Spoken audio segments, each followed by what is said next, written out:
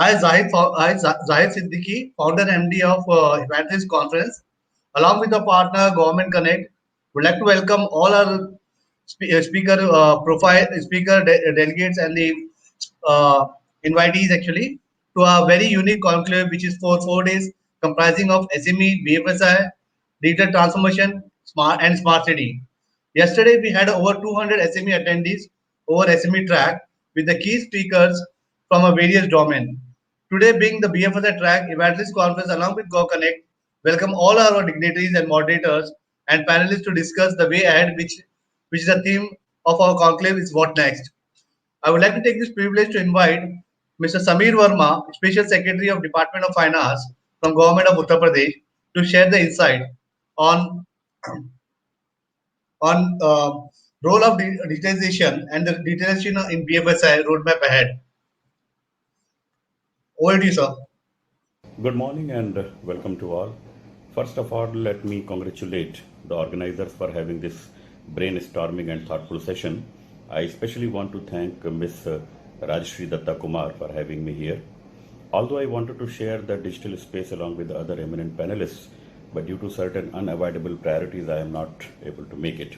Let me introduce myself. My name is Samir Verma, and I am holding the charge of Special Secretary Finance for the government of UP and also holding the charge of Registrar Firm Societies and Chits in Uttar Pradesh. Now the topic today is BFSI, the banking, financial solution and insurance sector, which is the real face of any government's economical and financial growth. The sector over the years has transformed itself, and today we are witnessing pioneering trends in banking and finance, from omni-channel banking to artificial intelligence and blockchain powered financial services. The transformation keeps customer at the heart, and that is the business ethics are the rule of any business, especially in the banking sector. While speaking of the BFSI sector, we must focus on digitization as well as on digitalization. When we say digitization, it simply means converting any manual or paper information into digital form, while digitalization has a broader perspective in which it involves a whole new way of thinking. So let's welcome all the customers and the stakeholders into this digital BFSI world. Now, digitalization comes with challenges which may be altogether new, unexpected, and unheard before. The sector, along with the artificial intelligence, blockchain, robotic process automation, is trying hands with new methods for cybersecurity. However, it promises robust security and cost efficiency, but it must also be able to deliver value to the customers, which is the core. Now, public sector as well as private sector banks are now offering their customers services which are available on their smartphones.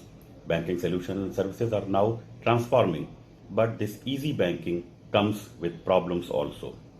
We all know that few weeks back, the very famous mobile app from State Bank of India, YONO, it was crashed for almost a week, hampering transactions and banking services badly all over the world. This sector is trying hand with companies providing financial solutions and technologies, fintech also. With over 330 million internet users and around 240 million smartphone owners, India is on the road to become one of the world's biggest digital economies. There are certain drivers for the transformation in the BFSI industry when we say about this, and we can name that like payment bank and fintech partnership. Now, it was conceptualized by RBI, and these partnerships and converting India's cash-based economy into less cash economy and maybe in the future cashless economy or digital economy. We have seen the IPO of SBI cards launched last year is doing extremely well in the capital market. Right from opening an account or buying an insurance policy or generating requests for a checkbook or blocking debit cards, all of them is now powered by your smartphone. Digitalizing the industry has reduced paperwork and human interface. The second driving factor is the artificial intelligence and cognitive analytics. Now, machine learning and cognitive analytics and thinking are the new age tool for studying and affecting consumer behavior. BFSI sector is actually a data gold mine. The unstructured data can be analyzed in a variety of ways to understand the expenditure behavior, saving patterns, etc. of the consumer. However, this data analysis cannot be ruled out to be used for purposes undisclosed. The pattern of the transactions may lead to opinion making and changing the market behavior altogether. The third driver factor is blockchain. Now, it's a system supported by RBI Blockchain makes it difficult for intrusion, manipulation, and hacking of the valuable consumer data. Especially some important bank in the private sectors like Axis Bank and ICICI Bank, they have come up with a thought factory exploring blockchain use cases in collaboration with the startups. Robotic process automation is another driving tool which is designed to imitate actions based on simple rule-based processes that are performed by humans. It is highly scalable, cost-effective, and easy to implement. It also helps to reduce manual errors in order to improve the quality of financial services. Now, cybersecurity is the one area in which this financial sector, especially the insurance and banking sector, must focus upon. We all are familiar with this word. Growing digital-based BFSI sector has also invited phishing attacks, intrusion attacks, fake KYC, and wrongful app manipulation by the users. To combat with such problems, RBI has directed all the banks to issue EVM chip-based card. These cards adopt three steps authentication. However, still a lot is to be done for making the data safe and secure and transactions hassle-free. The sector has seen a sea change during the COVID-19 pandemic. Digitalization of the sector has seen new heights during the lockdown and post-lockdown situations. Work from home is the new buzz in the town, and so is the digital receipts and payments. In most of the cases, we have seen that the front offices which provide elementary banking services has no connection with the back office which is handling the digital part like internet banking and cards, etc. Now, when we say that handling of the consumer's data also requires a protocol, almost all of us must have faced unwarranted phone calls which offer credit cards and loans for lifetime. Now, sometimes they are irritating also, and these calls leave you with surprise that from where these telemarketing companies actually got your number. Various social sites and platforms like WhatsApp are now entering into the field of digital payment, for which a vigilant eye at the government level is the need of the hour. Nowadays, we are also have come across to a new word, that is cyber hygiene. It's like personal hygiene. The cyber hygiene also is the need of the hour, and it reflects a person's digital behavior and its pattern and nature of using his devices. For maintaining a higher degree of cyber hygiene, targeted training and standard protocol are required. Now, some steps, some usual steps we all are aware with them, like using antivirus and malware softwares, using firewalls, updating software, setting strong passwords, etc., are some of the steps by which we can increase the level of our cyber hygiene. Interestingly, the Union Budget 2021 has also come up as a booster dose for the sector, and it was endorsed by the Sensex continuously for 2 days. The Sensex has given positive signs and positive response to the budget that was produced by Honorable Finance Minister. The government has decided to lower its equity into 2 public sector banks, and the government is also bringing IPO of one of the largest life insurance company in India, LIC. I'm also waiting for that IPO to come. Although the current year fiscal deficit stands at around 9% of the GDP, but the government is committed to lower it to the tune of 6% by 21-22. It's also good to see that the government is increasing its expenditure even in the hard times, despite the fact that it may lead into higher fiscal deficit. But actually, more expenditure in the field of health and infrastructure, that leads to higher, creation of demand, creation of employment, and it will also attract private sector to invest more. To increase the public sector expenditure, the state governments have also been allowed to borrow up capital at the rate of 4% of their state GDP. Now, financial inclusion at large also requires maintaining health of the financial sector. The most primary component of this is having your banks with a good cash reserve and cash flow and lower NPA. We have seen that the Union Budget has come a step forward to address these issues also. Public sector banks are likely to have more NPA in comparison to private sector banks because they have their obligations towards the social sector schemes, various schemes launched by central government and the state government, like in the Swanidhi Yojana, in which small short-term loans were supposed to be given to the workers living in the metropolitan areas. We have seen that none of the private sector banks have come forward for this scheme. Now, India is marching confidently on the path of financial inclusion, digital banking, and BFSI sector reform. And the future for India, as far as this sector is concerned, is bright. Although we had been thinking and we have been talking about this, that whether it is good for India to become completely a cashless economy or there should be some cash in circulation all the time. Being the kind of economy we have, being the kind of heterogeneous structure we have, it is advocated that the cash should not be eradicated all the way from our system, because sometimes it also acts as a buffer for the economy. However, we are learning new lessons every day, and keeping in march with the rest of the world, Indian banking, financial solutions, and insurance sector is also changing. However, this technology thing and the power to the consumer has its own benefits, although we must be very vigilant and very cautious that the data handling and data security must be protected at any cost, and a strict protocol and SOP should be made for this. And with that note, I give rest to my voice, and once again, I thank.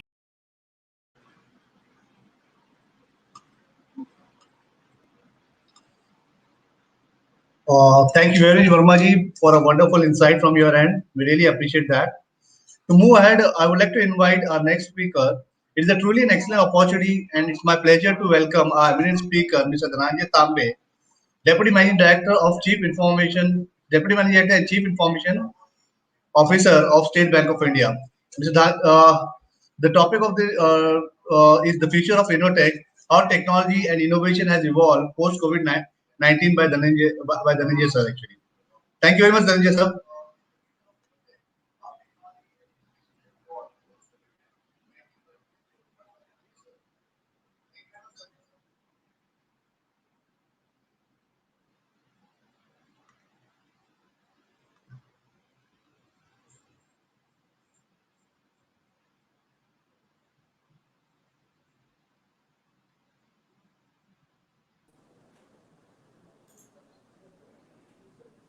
We Are you welcome you, able to hear? Dhananjay.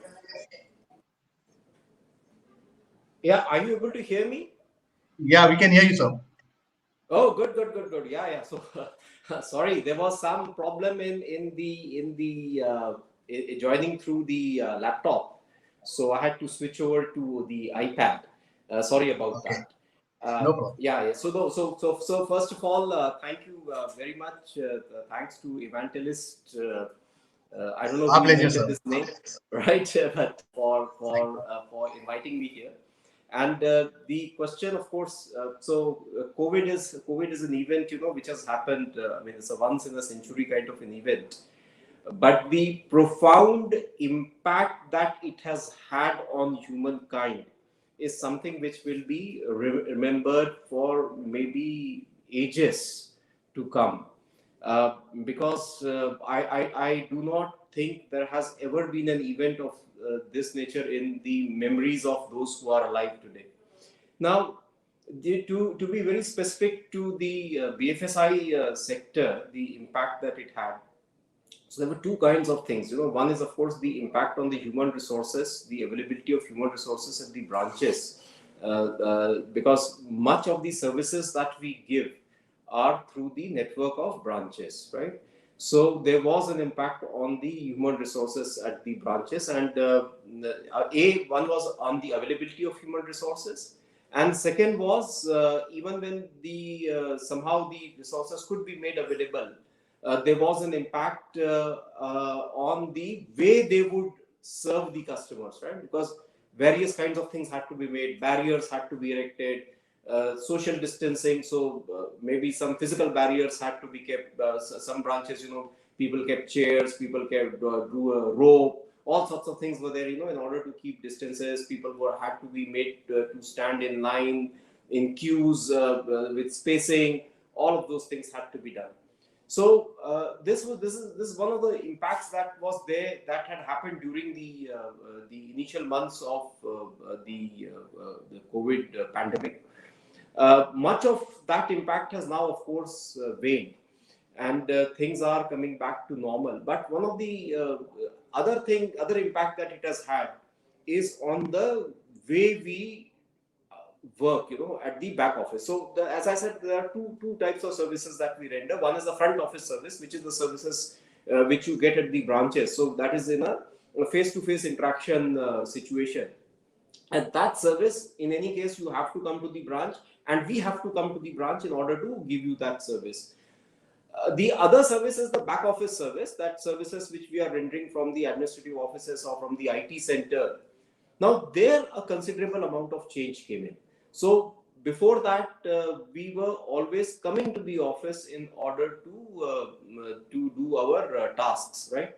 But due to the pandemic, it became difficult for us to come to the office at one point in time. In fact, I remember when the lockdown was first announced on the 25th of March, 2020, in the initial few days, the attendance fell down to less than 10%. And we still had to run the show. And as all of us would be aware that in case of IT centers, typically the access to the servers is given from within the IT center, right? So there are firewall rules which are set up which say that only from X desktop you can access Y server, right? And this is done for security reasons.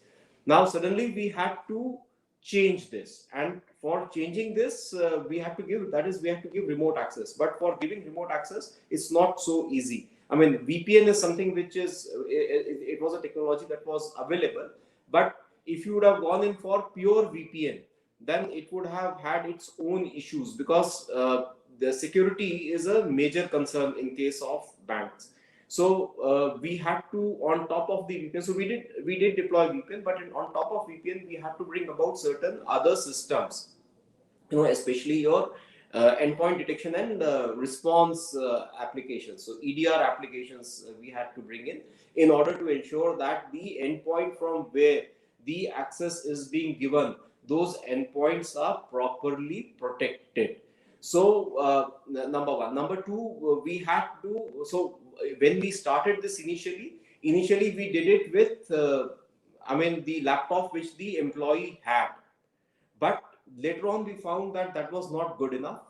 It was, if we merely allowed people to use the laptop that they had, then we could not deploy some of the security protocols. So we decided to procure laptops, harden those laptops, and then only issue it to the employees in order to ensure that those laptops could be used only for the dedicated purpose for which those laptops were being given.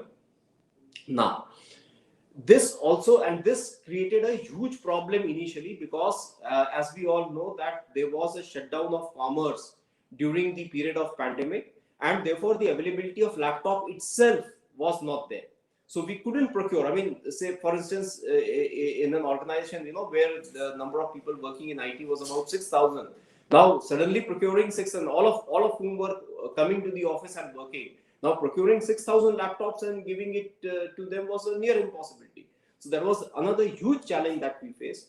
But nonetheless, this is something which we tackled over a period of time, and a new culture called the work from home culture emerged. So I think one of the biggest impact that the COVID pandemic had on us was that it introduced to us this work from home culture, because before that everybody was working from office. So work from home culture has come in. The technology that enables it, that has been refined based upon the learning that we have had over the last now nearly year, and the security that had to be built or that was needed, that security has also been enhanced. So today we are reasonably certain that the method of access that we have given to the employees from remote, that is something that is sustainable, right? So now this is something which came or emerged out of a situation, a distress situation, but it has had its positive fallout also, because what we have found is that when you allow people to work from home, then there are certain advantages. Say for instance, we are located in the greater Mumbai area, and here people would be traveling maybe 1.5, 2 hours. So imagine a person who leaves home at 8 o'clock in the morning to reach the office at 10 o'clock, and then again leaves the office at 6 o'clock and reaches home at 8 o'clock in the night. So 4 hours of travel saps his energy. Now, what we found was that if you could make work from home a part of your work program, the way you have structured your employee engagement, then perhaps you will be able to not only add to the productivity, because the loss of productivity which happens because of the lower level of energy that the person is left with when he travels 2 hours, but also because you would be able to attract those employees who otherwise are not willing to work with you because of the distance factor. So there could be some people, who might be willing to work with us. So we are, let us say, located in a place called CBD Belapur in Navi Mumbai. They might be willing to work for us, but then let's say the guy is staying in Dombivli, or the guy is staying in Virar, and as a result of which he is not willing to work with us. Now tomorrow this gives an opportunity for him to work with us.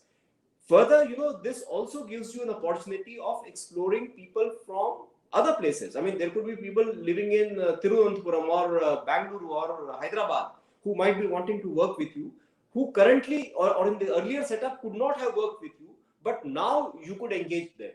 So this, if at all, if there is a silver lining to this COVID cloud, so to say, then perhaps this is a silver lining, that a new work culture or a new way of doing things has emerged, whereby it has been possible for organizations to engage with employees who would not be working in their office, working remotely, but nonetheless the productivity of those employees would also be the same, or the engagement with those employees would also be on the same terms as would have happened had those employees be working in the office. So this is one change, the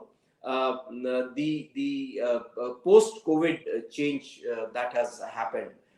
And I believe that this is something that will sustain. So there will be, and there are already news, that many companies have decided that they would be making work from home, if not 100% work from home, at least partial work from home. So maybe every alternate day the employee might have to come to the office, or every alternate week the employee might have to come to the office, rather than coming to the office every day. So this is one change that will be happening as far as the post-COVID is concerned.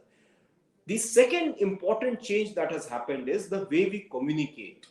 You see, in an earlier situation, you would perhaps have called me to some auditorium, where you would have called people from across the city or across the country, and had this event in a face-to-face situation, in a physical situation, and I might have been delivering this lecture standing on the stage, right? Whereas today you have organized this as a virtual event. I am participating it in a virtual manner. People are attending it in a virtual manner, and none of us is finding this to be difficult. See, in the initial a few years ago, when people would call me up and say that they want to come and meet me, so I would say, why do you want to meet me? And they would say, oh, it's just a courtesy meeting that we want to have. I said, okay, fine, then why don't we have that meeting on the video? They said, no, we want to come personally. And these people, would be staying somewhere in Bangalore or Chennai or Delhi or Noida or somewhere. And people are willing to travel all the way to Mumbai for this purpose. Because the belief was that even if it's a 15-minute meeting or a half an hour meeting, we must have that meeting in a face-to-face situation. Whereas the pandemic forced us to use alternative means of communication. And now we find that these alternative means of communication are actually better than the traditional means of communications that we have been deploying or that we have been using so far. Why? Because A, you save on the travel time and cost. B, it becomes possible for you to get in people who otherwise you would not have been able to get in if you would have insisted on a physical presence. See, in conferences such as these, it is possible to get a much bigger audience. Otherwise, people would have been reluctant to travel to a particular place, and therefore this would have been difficult. In an office environment, especially in case of meetings, what we have seen is that people calling for the meeting has become very easy. So let us say that, I mean, different organizations would be different, using different tools. We have been using, say, Microsoft Teams. Calling meeting on Teams. So if you have to suddenly call a meeting of 20 people, now imagine in case of a physical environment, calling 20 people itself would have taken, gathering them together would have taken you maybe an hour, reaching out to them, telling them the time, and then for them to be walking in, or if they were in different buildings located at different places, to travel all the way to your building and then to be able to attend the meeting itself would have taken at least an hour or maybe more than that. Whereas now it is possible to call for a meeting very quickly. And because of this, because of our ability to call for the meeting very quickly, it is possible to hold more meetings, and the meetings also tend to be more productive. So all of these benefits. So when the question of what will happen to the future of the technology, the third thing, this would be the second major change, which I believe that will happen as far as technology and innovation is concerned in the post-COVID era. So first change I said is the work from home concept. The second change I said is interactions over the video, right? Now the third change would be the way you interact with the customers.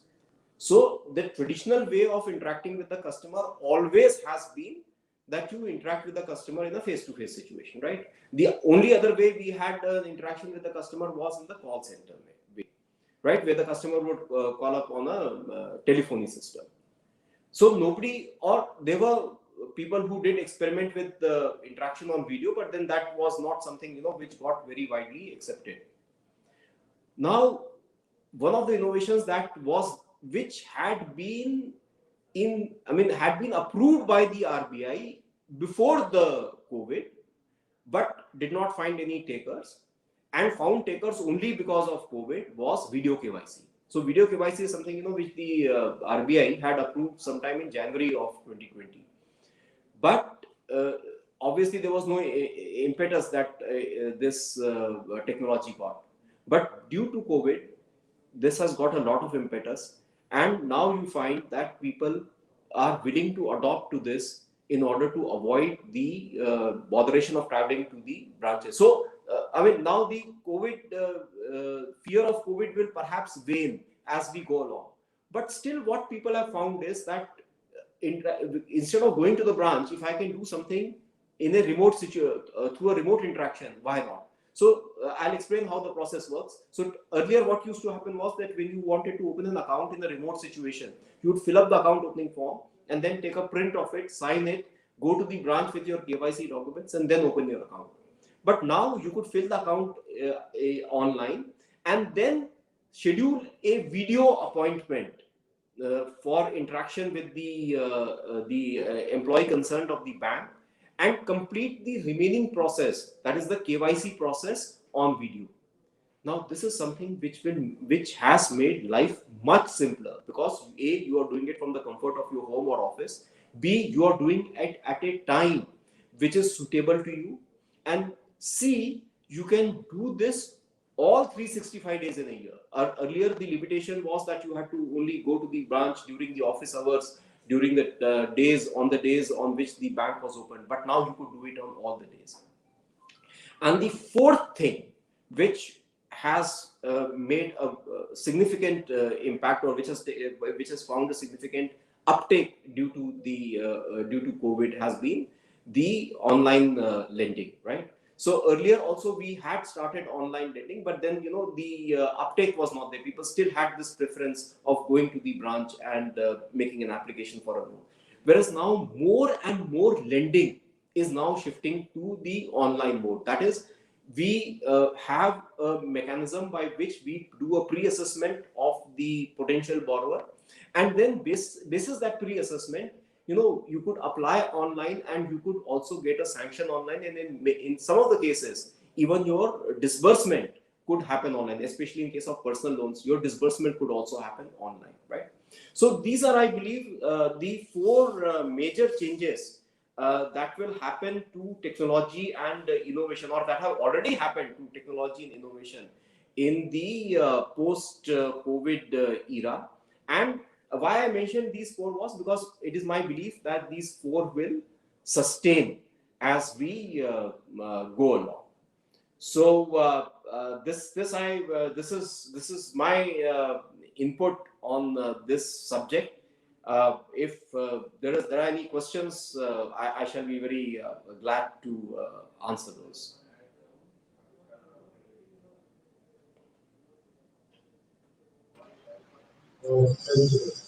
Tamir sir, thank you very much for a wonderful insight and valuable points which you have shared with our audience actually. And I'm sure that this thought and your experience will help us in the future to help the ecosystem to go to the next level. We really appreciate your time and thanks for your valuable insights, sir. Thank you very much. Thank you, sir. Moving ahead, we'll play a small video here.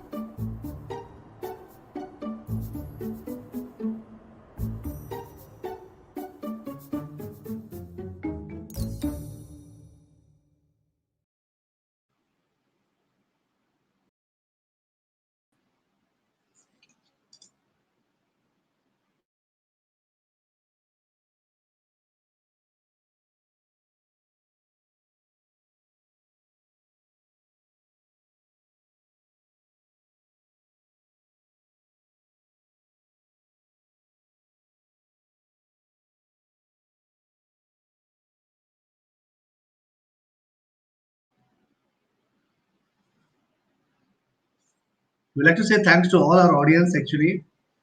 We're going for the 15 minutes break. We'll rejoin again at 12:30 for our next panel, where we'll be talking on the secret of better banking, how innovation is driving digital transformation. Is a CEO, CIO, and CTO panel, which will be moderating by Sachin R. Sheth actually. We'll be joining back again at 12:30.